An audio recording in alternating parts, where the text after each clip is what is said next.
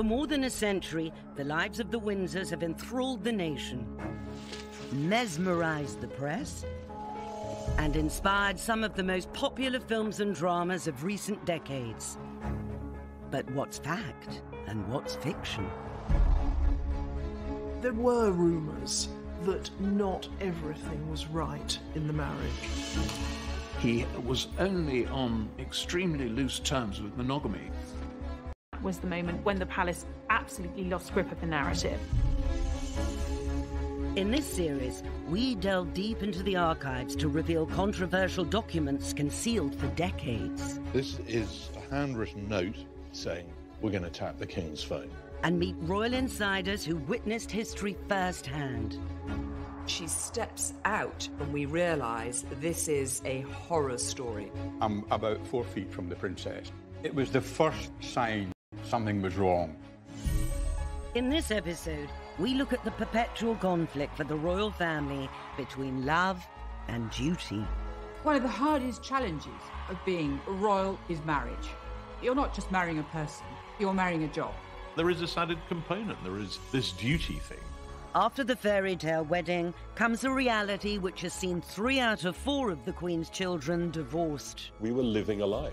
The marriage was pretty much dead. The Queen and Prince Philip, however, have reconciled both love and duty. It has been the great royal love story. He calls her cabbage, for goodness sake. 72 years is a very, very long marriage. But what Prince Philip said, I think, is the key, is tolerance.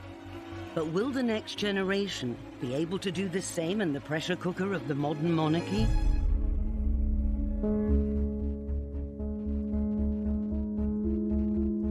The fact that I fell in love with Meghan so incredibly quickly was a sort of confirmation to me that everything, all the stars were aligned, everything was just perfect. It was this beautiful woman just sort of literally tripped and fell into my life. I fell into her life. Meghan and Harry are an incredibly tactile couple.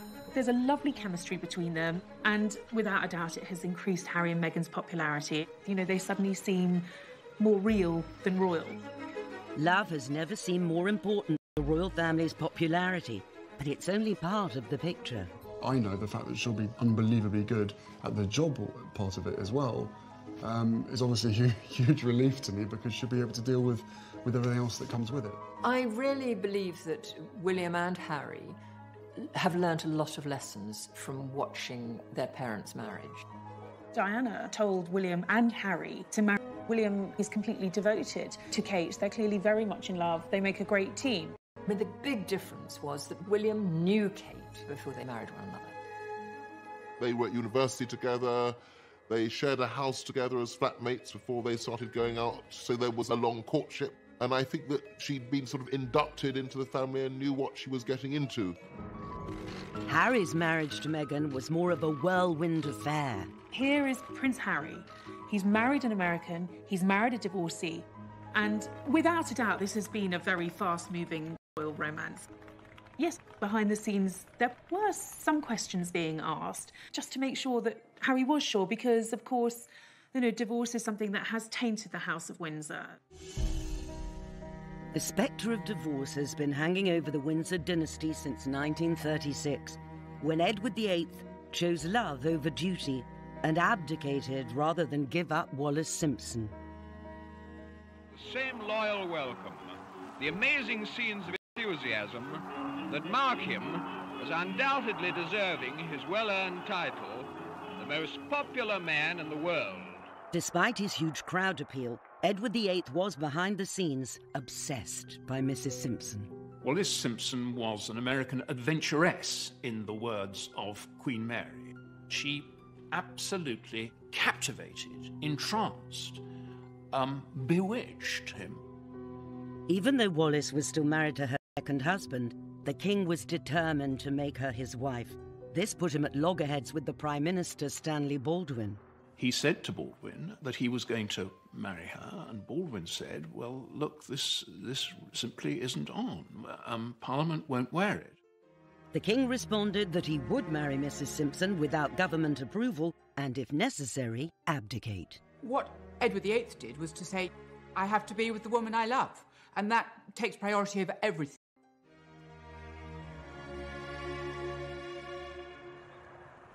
Royal biographer Robert Hardman has spent his career examining the decisions the royal family make. His investigations at the National Archives at Kew have uncovered secrets about the abdication kept under wraps for over 80 years. Everyone from the Prime Minister down was extremely worried about the state of the King's mind, which way he was going to go. This is an extraordinary document from a senior Home Office official to the head of the Post Office saying, we're going to tap the King's phone. You will arrange for the interception of telephone communications between Fort Belvedere, certain addresses in London, and the continent of Europe.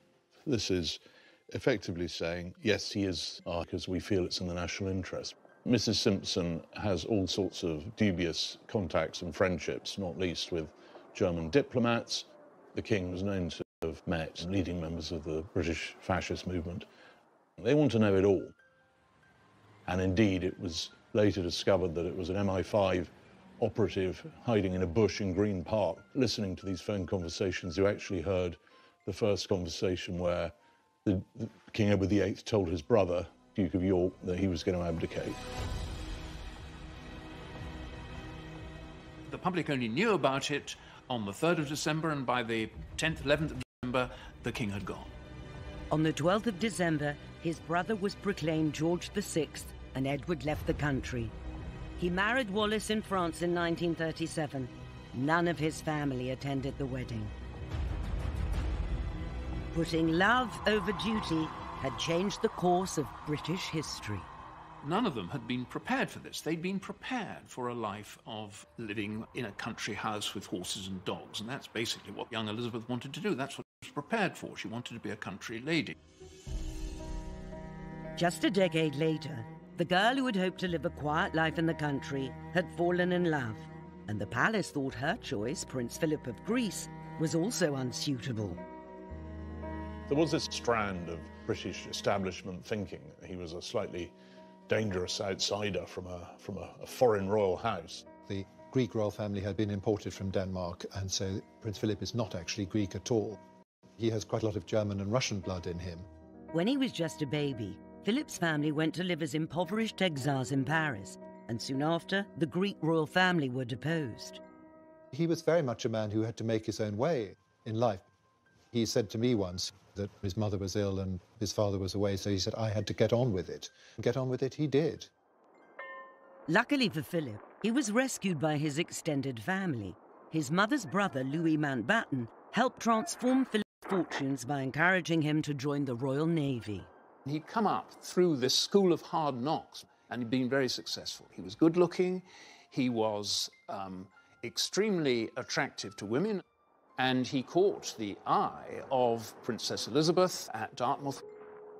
And Philip was a naval cadet, and he impressed the girls. He jumped over a tennis net, and then as the royal yacht was leaving, he went behind it in a rowing boat. 13-year-old Elizabeth fell in love with Philip at Dartmouth Naval College. But her mother was less enamoured. Queen Mother would have much preferred her to marry a Grenadier Guard, and indeed spent quite a lot of time putting Grenadier Guards in her path. After the Queen Mother saw him as a Hunnish Junker with all sorts of very embarrassing Nazi relations. But the determined princess saw something in the dashing young naval officer and remained resolute. She was still very young, and so the king took them all off to South Africa on the African tour. George VI had agreed they could marry as long as his daughter waited until they came back to announce her engagement. One of the most welcome features of the royal train which transported the family across South Africa was the post office carriage with its telephone exchange. A vital lifeline to Philip. She was strikingly in love with him and made it clear. He certainly saw the advantages of marrying into the House of Windsor. Somebody described him as a big dog wanting a basket. The Queen's was a love match which endured, but fast forward a generation and her son felt impelled to sacrifice love on the altar of duty. What I do remember is, as the weeks passed, Diana became thinner and thinner and thinner. By the time they walked up the aisle, the relationship was in a very, very bad way.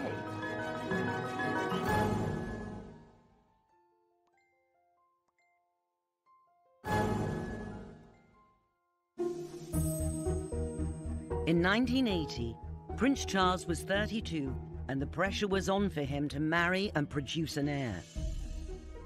In a way, it was the last marriage played out by old royal rules, that the Prince of Wales had to find a suitable bride, a young, aristocratic, virgin bride. And of course, Diana Spencer ticked all these boxes. Everybody loved her. She was funny, she was uncomplicated, but the reality was actually rather different. It was the most curious engagement, really. They didn't know one another. Diana was taken out of her lovely flat which she shared with bubbly girls, and she was given a suite of rooms at Buckingham Palace. And the perfect girl Charles thought he was falling in love with was much darker and was much more moody.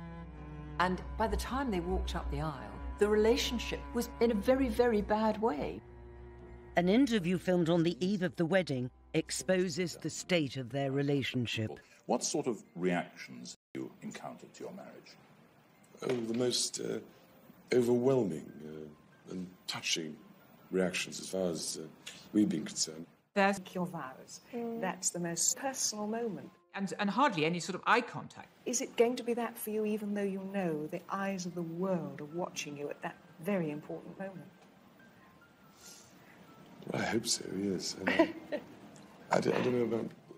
People often say, why did Charles not marry Camilla when he had the opportunity? When they first met, when they were young, both were single. But Camilla was in love with Andrew Parker Bowles. Charles, I think, fell very much in love with her. But actually, he didn't ask her to marry him. But I don't know that she would have accepted if he had done. Charles always said that when he married, he would marry with his head and not his heart.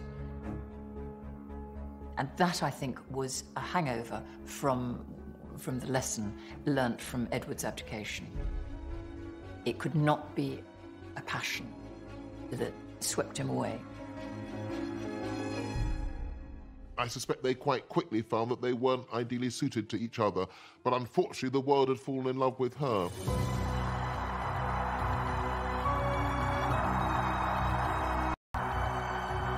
Charles and Diana's wedding was to be the biggest national celebration since the coronation, with Lady Di in the starring role. Everything was huge about it. St. Paul's, because it could take this enormous crowd. A wedding dress that practically covered the steps. Was the sort of surrogate love affair for the nation. It seemed to be a completely romantic wedding. Of course, we didn't know what was going on behind the scenes.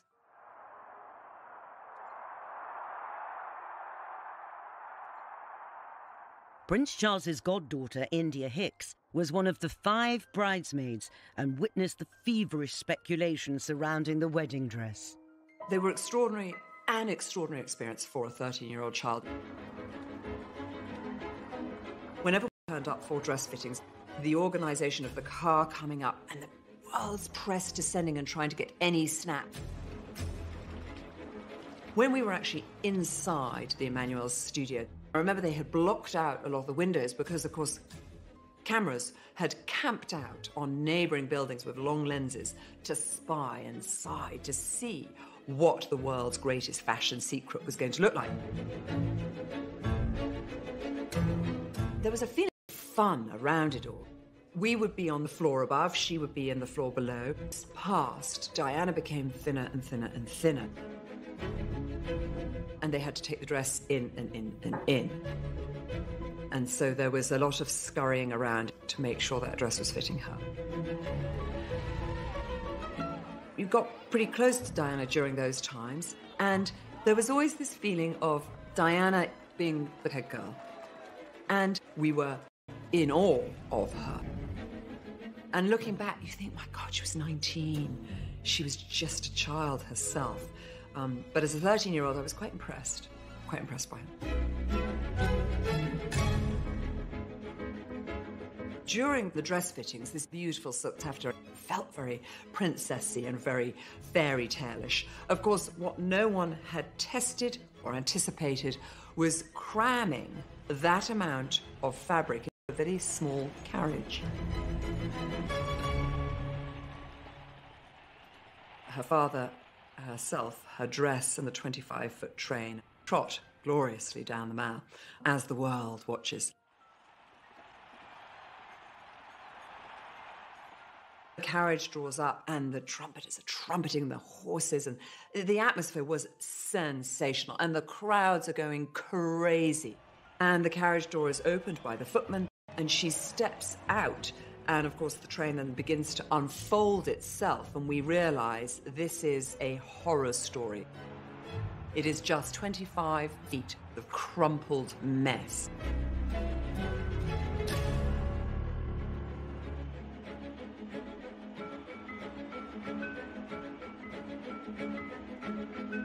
And so Sarah Armstrong-Jones and I just set to work, and really all you see of me is my bottom in the air. I'm bending down trying to undo this.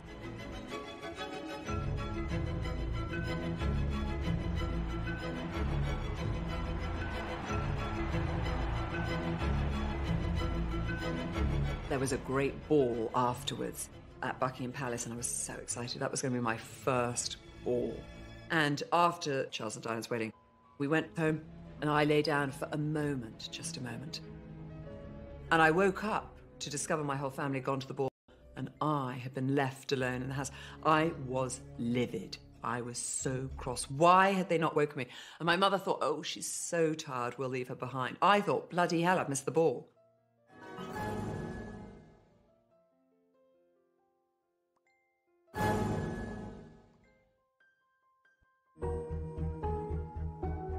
In contrast to the extravagance of Charles and Diana's wedding, when Elizabeth and Philip got married in 1947, people felt that they hadn't had the rewards that they should have got as a result of victory.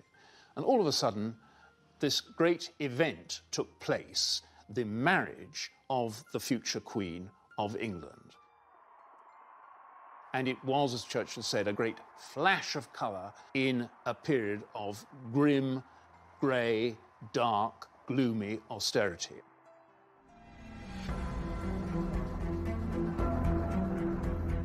People are standing in queues, rationing.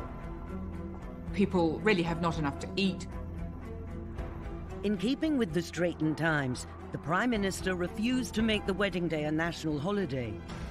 The royals themselves wondered whether a private ceremony out at Windsor, maybe, would be more appropriate.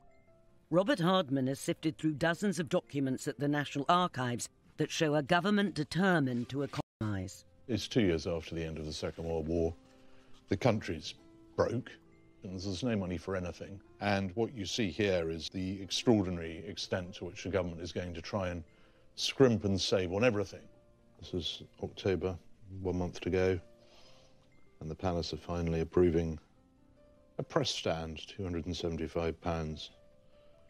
6-foot red carpet from the west door to the Sacrarium steps.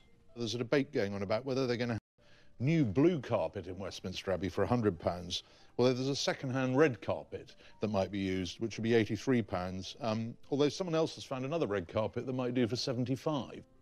While other couples couldn't afford to get married, there were inevitably concerns about wasting money. Here is a letter of complaint from a branch of the Labour Party saying there can be no undue expense on anything. This has got to be an austerity wedding. Intolerable for any substantial quantity of labour or materials to be diverted. Justified indignation. The British people will be discouraged in the immense efforts that they are making towards our economic recovery if this wedding is made the occasion for displaying a vast inequality of sacrifice.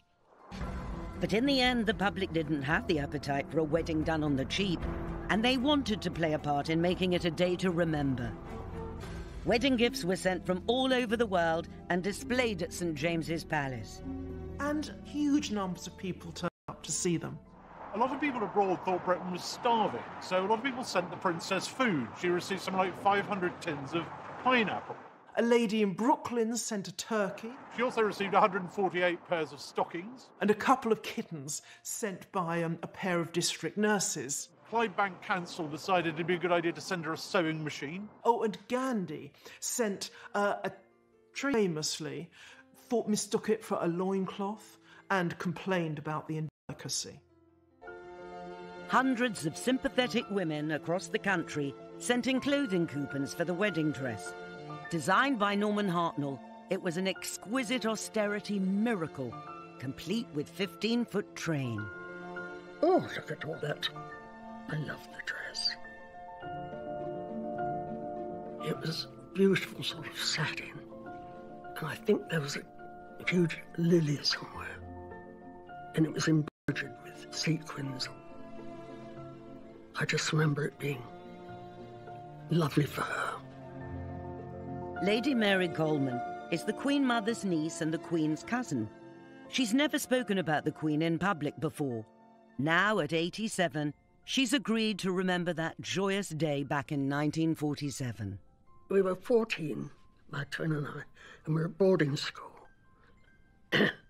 And the thought of coming up to London was dread instead of excitement, because it was sort of unknown.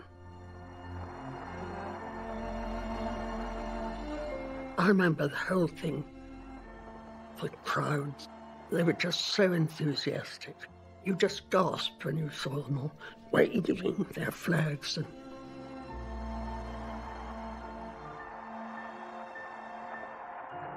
you know, after the war, it was sort of such a break to have some happiness.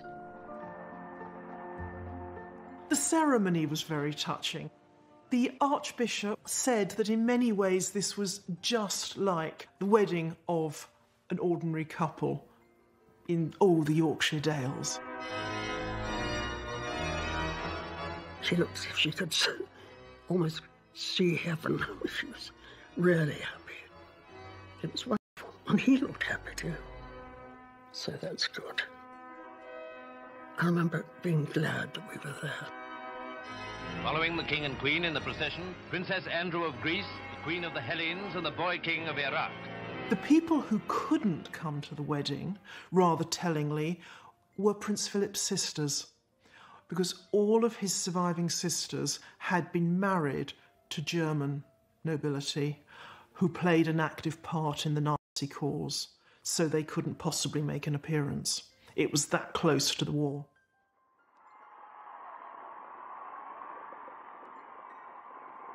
There was a great feeling of euphoria suddenly, a release of tension, a feeling that things could only get better. Seldom has a bride and groom as a nation instead of looking back. And it was a turning point for the monarchy, no question. But in just a few years, Princess Margaret's love for a married man would threaten to undermine the bright new era for the royal family. People were very shocked. They felt he'd taken advantage. The Queen's private secretary said to Townsend, "You must be either mad or bad."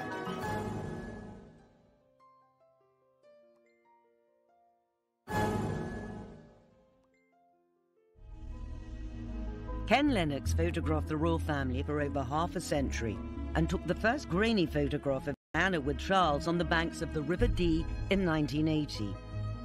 He got to know Lady Di trying to capture her on camera outside her Earl's Court flat. I couldn't give away photographs of the royal family before Diana came on the scene. When Diana came along, all that exploded. Ken was to photograph the princess for the rest of her life. This is the honeymoon photo call. The couple walked up, sat in a little stile, and really full of affection. They answered questions, and they were hugging in front of the cameras. We'd never seen royals doing an official photo call like that. But there's not only an age difference, but there's a mind difference between the way they thought life should be. Prince Charles worried about so many things, and Diana was young and wanted to have a young woman's life, and I think Charles found that quite difficult. I think that Diana was genuinely genuinely in love with Prince Charles at the beginning, but Prince Charles didn't respond. I think they were incompatible characters, was the basic problem. Ken was part of the Royal Press Pack for their first overseas tour of Australia and New Zealand in 1983. Before Diana came on the scene, it was Prince Charles was the most photographable royal. He was action man, and there was choruses of girls crying out for him. I felt sorry for Charles now, because no one wanted to see him. This time, Charles would work one side of the street and Diana the other, and Charles, they would just say to him, "Sir, can you get your wife to come over here?" And from being Mr. Popular to Mr. "Please, can you bring your wife over here?" It was not a happy situation for him.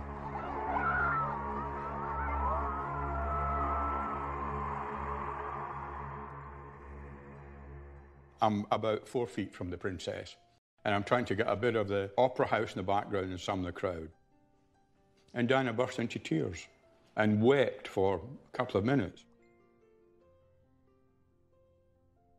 After it was over, I went to see the press officer for the Prince and Princess on. So I just accepted that. Charles, I don't think's noticed at that stage, you know. If he has, typical of Prince Charles to look the other way. But it was the first sign of something was wrong. And we then began to see other things happening later on. You could tell by the mid-80s that things were not particularly good. It wasn't hostility, but it was just the sense that everything wasn't right. The idea that there could be actually anything seriously wrong with the marriage was unthinkable. It had to work, and it was our job to make it work, or at least appear to work. Patrick Jeffson was equerry and private secretary to the Princess of Wales for 8 years, with responsibility for her household, and he witnessed the problems that were not yet apparent to the public. As professional royal performers, they were unbeatable. But behind the scenes, it was quite different. They didn't talk to each other. There was the minimum of eye contact. They were short-tempered with each other. Diana, of course, being who she was, enjoyed upstaging her husband. And if she was laughing more, smiling more, it wasn't just because she was happy and smiley, it was also because she knew that it got on his nerves. I remember on one particular occasion in Seville, he was looking one way and she was looking the other way, and he could have driven a double-decker bus between the two of them. Such was the hostility. We went to Glasgow for the Glasgow Garden Festival. Charles and Diana were seen happily together among the crowds, but they had actually arrived quite separately in different aeroplanes. We were living a lie. We were covering up for the fact that the marriage was dead. The pièce de résistance in terms of the ending of the marriage was South Korea. They looked like Mr. and Mrs. Glum. They looked like two people, A, who didn't want to be in each other's company, and B, who didn't particularly want to be in South Korea. It says just how bad it had got that divorce, even Queen Elizabeth, looked like the solution, not the problem. The Queen intervening to say enough is enough, the time has come to divorce, was really giving closure to something that was going to happen at some point in the near future. The idea of the Queen ordering her son to divorce would have been unthinkable in a previous era. In the early 1950s, the possibility that her sister might wed a married palace equerry with children led to a crisis that ended with the princess giving up the man she loved. I remember Peter Townsend was very good looking. He was a war hero. The king adored him. He was very romantic because every evening they all went riding off into the sunset. And that, I think, was the first time that, you know, they sort of, I suppose, fell in love. Lady Glenconner has known the royal family her whole life. She was the Queen's maid of honour at the coronation and Princess Margaret's lady-in-waiting and close friend.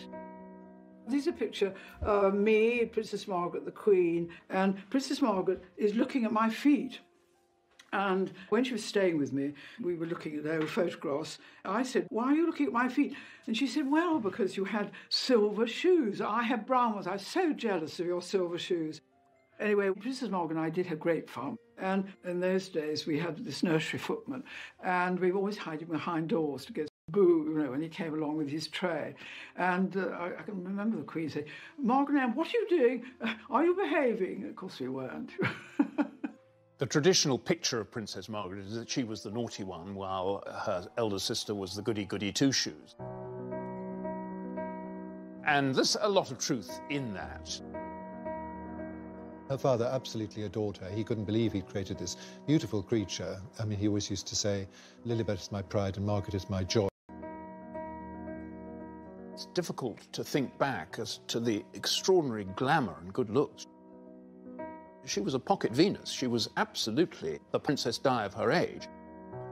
Margaret had the world at her feet, but it came crumbling down when her father died and her sister became queen. I remember at the coronation, we arrived back at Buckingham Palace, and the Queen skipped along the passage and with us, and then behind her came the Duke of Edinburgh and the Queen Mother, and then behind that, Princess Margaret, looking so sad. And I remember saying, "Ma'am, you look so sad." And she said, "Of course I do." She said, "I lost my beloved father and my sister because she was queen. She'd moved into Buckingham Palace." And she said, "I've got to go and live at Clarence House with my mother." Princess Margaret had turned to Peter Townsend in her distress. When he divorced his wife, she told the Queen she wished to marry this man 16 years her senior. In those days, being divorced was a really big, no-no. And people were very shocked. They felt he'd taken advantage. Princess Margaret was so much younger than him. And of course, Peter Townsend was staff. When the Queen's private secretary, Tommy Lascelles, heard about this, he said to Townsend, "You must be either mad or bad. You're intruding in this way into..." Less than 20 years after the abdication, the very mention of the word divorce in palace, government and church circles caused grave concern. Townsend was sent to Brussels, and the Queen asked Margaret to wait a year. And so the traditional story begins to unfold of an unhappy princess thwarted in love by the establishment. But documents released by the National Archives rewrite that history. What we see here is that actually by 1955, Anthony Eden, himself a divorcee, and his government have decided that actually she can marry. In fact, they're going to give her some more money. The Civil List Act provided that she should receive on her marriage a further sum of £9,000 a year in addition to the £6,000 a year which she has already. This is the government's plan in the event that Princess Margaret and Group Captain Townsend are going to get married, and she would have been aware of this. Ministers understand that it is Princess Margaret's wish, despite her renunciation of her right to the succession, she should continue to live in the United Kingdom and to carry out her public duties as a member of the royal family. So what they're saying is, we're happy with her carrying on being royal, we're happy with her staying in the country, we're happy with this marriage. The one thing that will have to change is that she herself cannot be queen, and nor can her children. Life would really not have changed very dramatically at all for Princess Margaret. But what we do know from other correspondence in this file, including a remarkable letter from the princess herself, is that it wasn't a sort of crazy love affair by this stage. This is the princess writing to the Prime Minister. It's a very honest letter. It's really rather touching. She's saying, "I'm not going to see him during this time, but in October I shall be returning to London, and he will then be taking his annual leave. And only really then can I make up my mind." She says here, "It's only by seeing him in this way that I feel I can properly decide whether I can marry him or not." I think inevitably here's a young woman who was initially head over heels in love with this man, but possibly after all this time now, having had all these people poring over her relationship, maybe it's started to rub off. Maybe she's started to think, you know what, I'll think again. Within a couple of months, the couple would have made up their mind, and the princess issued her famous statement, say, mindful of the teachings of the church. She's not going to go ahead with it. It doesn't happen. Some people's absence makes the heart grow fonder, but I think it does make you think exactly what you're going to give up. I think during the wait, she started to enjoy herself again. Her friends rallied round. I think, personally, if the king had lived, she would have married somebody more suitable. And I did once ask Princess Margaret about her set. Among all of them, who would you might have married? And she said, Sonny Bramford. more suitable. She would have had a palace, of course. The demands of the crown would not only pit sister against sister, but husband against wife. He wasn't even allowed to call his children by his own name. He became emasculated. Really sounds as though it threw him into something like a depression.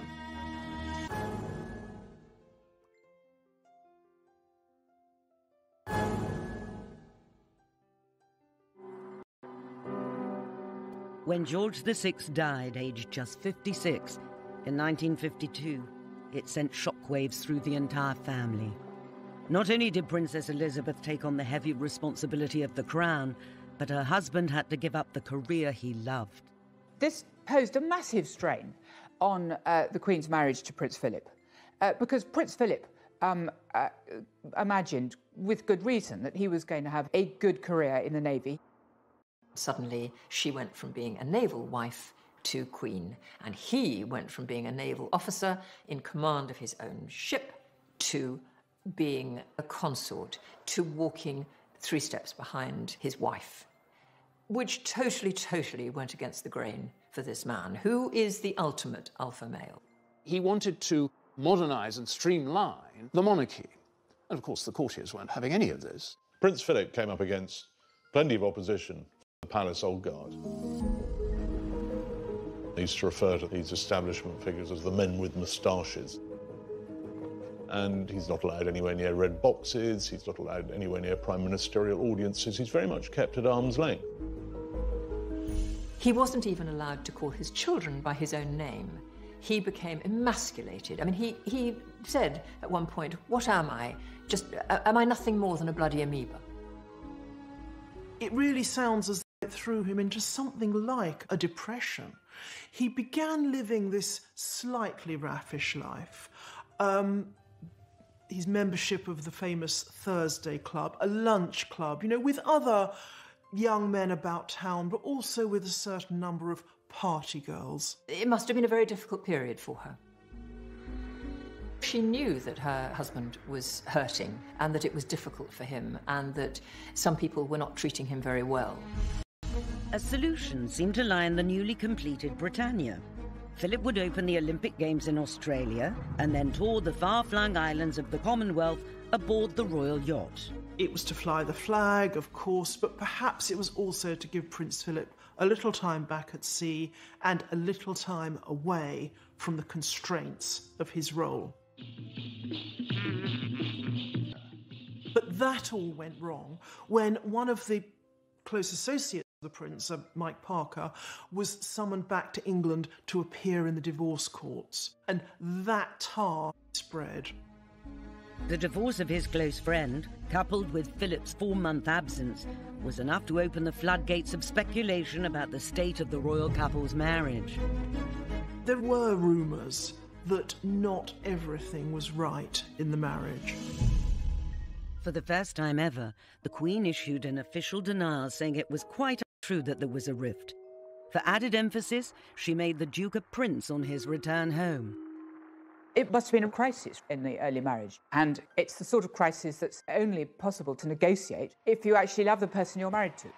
It has been the great royal love story. It's the longest royal marriage in history.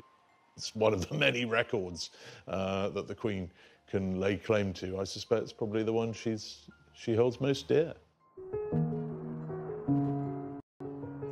I remember the Queen, if the Duke was arriving back from an engagement, she would sort of perk up a bit and become a sort of smiley and relaxed. The Duke of Edinburgh would start fiddling with his hair or adjusting his buttons when he was going in to see the Queen. Unlike some of the other royal marriages, she took on somebody her own size.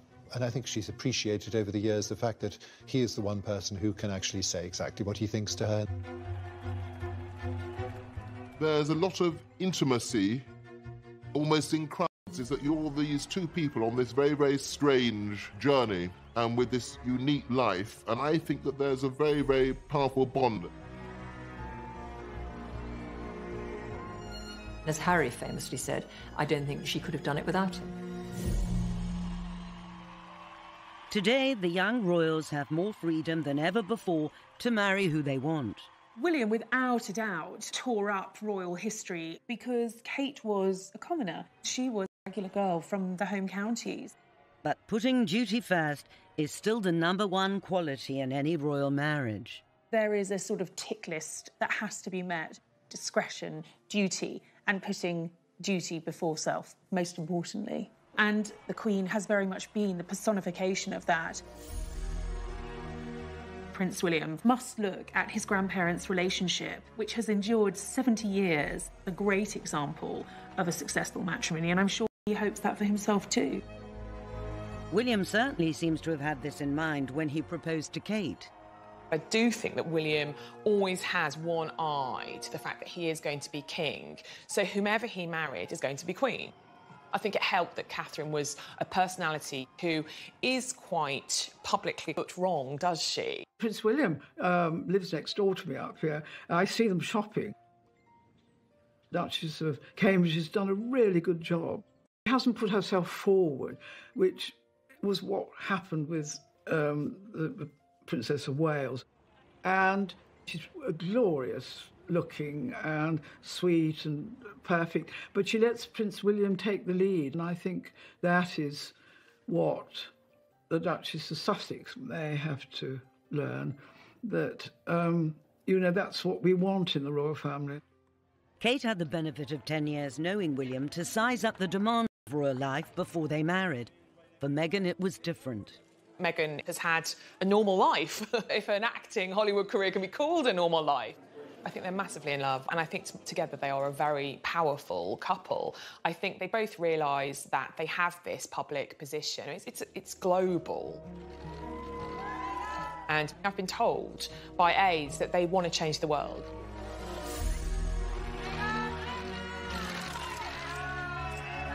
I think the challenges for the Sussexes will be balancing that sense of duty and the life they want as private people, as a family. Like the Queen, both William and Harry have chosen partners who are their equals. Women they love, but who share their vision for a relevant monarchy that's a positive force in the world. But the challenge remains. Will they be able to live with the conflicting demands of love and duty? Only time will tell.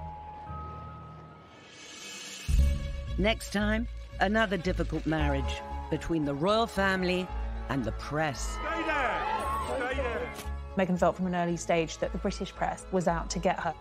Suddenly she thought, this is a lie.